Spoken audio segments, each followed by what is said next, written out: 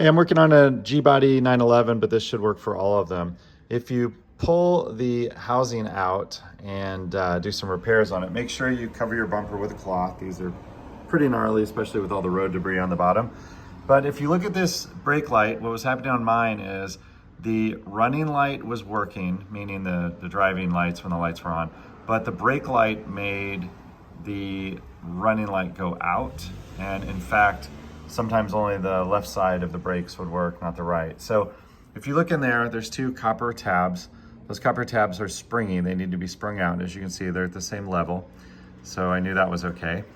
Next thing, you want to make sure the orientation of the bulb is correct. Now there's two opposite studs there. You can see one of them's more to the left on the bottom and more to the right on the top. So it'll only fit in one way, but if you look, when you insert it at an angle like this and then twist it, those two lead balls of solder should match there. So I knew that was okay. But here's what the problem was. And by the way, I always use a towel to reinsert these because you don't want your oils to get on the bulb, especially when they get hot. So there's the running light now. And the problem that I had is the ground, which connects to a lag bolt, which is on the bumper mount. That ground had a bad connection there. So I took that off. I took a brush to the copper wire and bolted it back in and made it nice and tight because that is the bumper spring tube or the crush tube on the older cars. And now I'm able to use the brake light and the running light.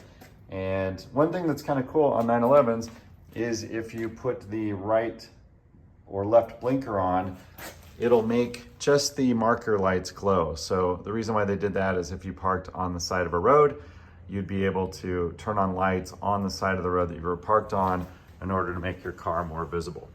So the brake lights, remember, only work when the car is turned on.